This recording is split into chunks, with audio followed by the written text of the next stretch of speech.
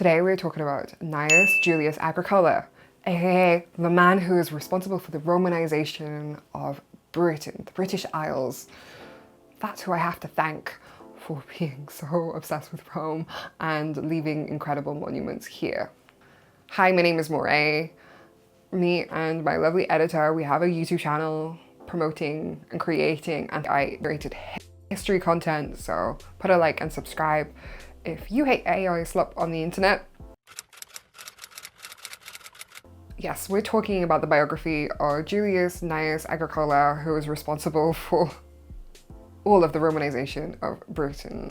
We'll be talking about his upbringing, how he thrived during the Flavian dynasty, or how he didn't thrive because his ending was not so great. We'll also be talking about his son-in-law, Tacitus, who wrote a lot about him in a very favorable way. And we will be asking if Tacitus had bias when writing about his father-in-law. So let's get into the biography of Agricola. Gnaeus Julius Agricola was a very famous general during the Flavian dynasty, and he thrived during this time. However, there was a lot of bias when he was written about because his son-in-law was quite the famous writer, a writer called Tacitus. We actually did a video about him. So this video explores his biography, how he changed the British Isles, and his legacy, because we have Tacitus to thank for that. Gnaeus Julius Agricola is born on June the 13th in, I think it's like 40 AD, that's slipping off, in 40 AD. He's born into the Roman colonia of Fort Julius, and his grandparents rose to the ranks pretty quickly in their careers, imperial procurators. Agricola's father was Lucius Julius Gnaeus. Okay, right, just a note as well, don't cancel me on how I pronounce these names. I'm going to Latin school in 3 weeks, so I will be able to learn how to pronounce these Latinized names, okay? So don't cancel me until at least September, when I've actually learned how to pronounce these Latinized names. And his father was a praetor. Everyone's father was bloody praetor if you were a nepo baby in Rome. Gnaeus actually lived through the Julio-Claudian dynasty. If you know anything about the Julio-Claudian dynasty, it was pretty messy. Agricola's father refused orders from Emperor Caligula and got executed, so very messy. So Agricola was raised by a single parent, Julia Procilla, and he was raised in Marseille, modern day France. Let's talk about Agricola's education. Massila. It was a center of Greek refinement. And actually, Agricola had quite an unusual education to what you think of the time, because his education was mainly in liberal arts. So that was quite rare. The Romans considered this quite an unhealthy interest, liberal arts. And Agricola's mother kind of killed his dream of liberal arts because Agricola had to work. It's time to be a standard working man. Goes through a public career. He begins the process of the cursus honorum, starts with military training. I mean, I feel like a lot of these videos I make are very, very similar because it's like cursus honorum, military training, all this kind of stuff. So Agricola does his military training in Britannia, the British Isles. And this is from 58 to 62 AD, I think. And Agricola is serving on the staff of Gaius Suetonius Paulinus. Agricola witnesses the suppression of the Druids. The suppression. You know what suppression means, don't you? Suppression. Genocide. The suppression of the Druids in Anglesey.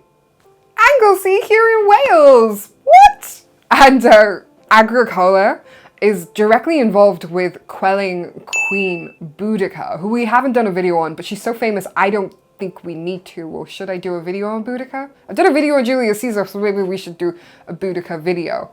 He said a lot of the Celtic act out. He returns to Rome in 62 AD. He marries a woman of noble birth. Julia Agricola is born in 64 AD. Their first son dies, and Agricola is appointed quaestor. I mean, Agricola's life so far through this video looks pretty generic for like a praetor, a man in the Roman military. Yeah, Agricola is promoted to quaestor in Asia. He's serving under a very corrupt proconsul, despite the greed of the administration he's in. Agricola is the one who is moderate. He's holding office as like tribune of the plebs in 66 AD and praetor in 68 AD. We can see him live through the civil war of the four emperors, a really messy time that we haven't even bothered to do videos on. And actually the year of the four emperors is really starting to harm like Agricola's family. Take Otho. I do not like Otho. Otho's fleet damages Agricola's family's property. The fleet of Otho also murders Agricola's single parent, who he loves a lot, Julia. And Agricola sees that Vespasian, who is a really good guy actually from the Flavians, is making a bid for it, for power, and Agricola gives Vespasian his vote. Because Agricola pledges his allegiance to the Flavians do give him a very good post in Britain. Agricola is given command of the Valeria Vixtrix, the legion. And this is a very naughty legion who depose their leader, but Agricola restores this legion and he shows high military talent because the Brigantes are a real threat. Actually, because I did a video about Cartamandua, and these Celtic tribes, man, they're testing. Agricola shows a lot of great military talent when it comes to like quelling problems with the Brigantes, who I associate with Cartamandua, who's the Celtic queen, who's like my favorite woman in all of like Roman history or Celtic history. But yeah, her dealings with the Romans were very fun. Vespasian is really impressed with Agricola and he elevates him to patrician status. Agricola becomes a governor of Gallia Aquitania. I'm going to Latin school. I'll figure out how to pronounce that during my Latin schooling. And the governor position is from 74 AD to 77 AD. Agricola is recalled to Rome in 77 AD. He becomes a suffect consul. He becomes a consul a lot younger than others do. You know, I think he's like in his late 30s. And yes, Julia Agricola, the special daughter I spoke about, and when I spoke about Agricola's daughter, Julia Agricola, she's bequeathed to Tacitus. We did a video on him that got no attention. Give it some attention. So Cornelius, Tacitus, and Julia Agricola get married in 78 AD. Tacitus becomes Agricola's son-in-law. Tacitus is the one who wrote about his father-in-law. And Tacitus says of his father-in-law, this is how his father-in-law kind of quelled the Celtic anger. And Agricola himself is inducted into the College of Pontiffs. And he's the governor of Britain, so he's got like the status. Right, let's talk about the Romanization of Britain. How are we gonna get these crazy Celts under control? Agricola focused on educating the Celts. Two primary pillars of Roman life, right? Urbanization and education. To prevent the non-urbanized population from returning to like warfaring because it's their land. The way I'm making these Celts sound in this video are kind of like oppressors coming to their land, okay? Because the Celts were different tribes. So the Brigantes, Cartamandua was a rebel and she really liked the Romans. So she sold out her kingdom, or what we say, she sold out her kingdom, but she was pretty Romanized. She was a Romanized Celt. But people like Boudica, who did the rebellion, really didn't want to be Romanized, right? They were people who were very pro-Rome, and then there were Celts who were very anti-Rome. I don't want people from this video say, you know, I don't want this to be a very black and white video to say, you know, he forced all of the Celts into a certain way of living. Some of them did want to become Roman. Some of them were Roman, or felt very Roman. Agricola himself was a Gallo-Roman. He was, you know, from Gallic Roman, French Roman, as we would say in the modern day.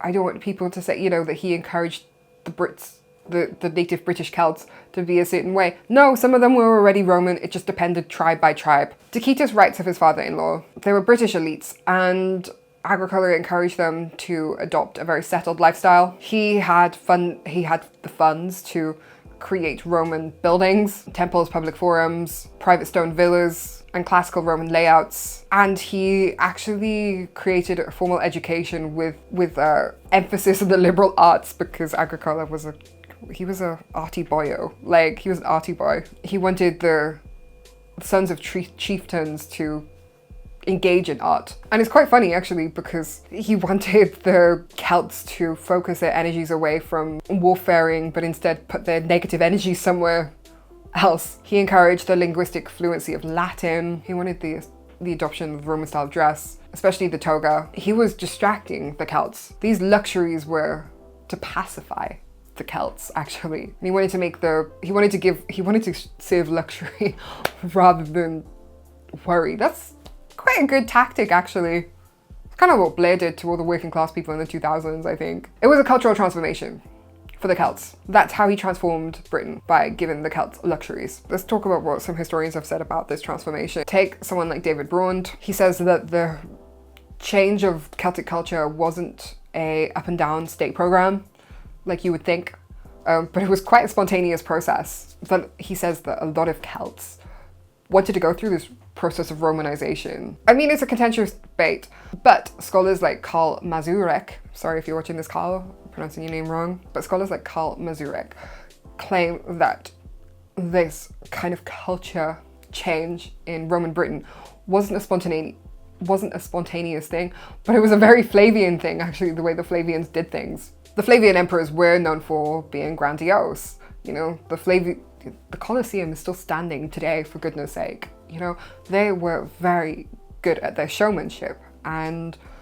Agricola trying to change the way Celtic culture, like take the Celts away from their culture by providing them with luxuries, was a very Flavian thing for him to do.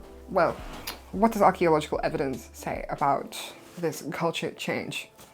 Archaeological evidence actually thinks that Tacitus, Agricola's son-in-law, was kind of exaggerating about how cultured his father-in-law was. Agricola had predecessors in Britain. Belanus and Frontinus also created culture, big into building. It wasn't an Agricola idea to turn Britain into this incredible Roman utopia.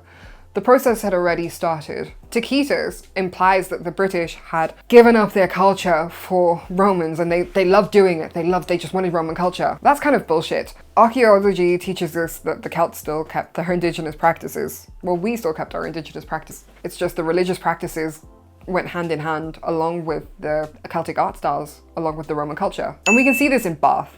You know, one of my favorite places, Sulis Minerva, the goddess. The local populations negotiated their own cultural spaces. They were just within the framework of Roman authority. Tacitus, when writing about his father-in-law, addresses a centralized ethical question. How do you reconcile the traditional Republican ideals? I mean, we're in the Empire era now, but how do you reconcile those ideals with the ambitious ideal of a military commander? How do you balance virtus with obsequium, absolute submission? During the Roman Republic, virtus, defined by a noble's pursuit of personal preeminence, military victory, and the acquisition of gloria or glory. However, autocratic emperors, particularly those who people like Tacitus didn't like, viewed successful military leaders as being a threat. And Agricola is portrayed by Tacitus, by his son-in-law, being the perfect embodiment of this. The climax of Agricola's campaigns accumulated in like 83 AD or like 84 AD. The Caledonian tribes who went for Agricola. And Tacitus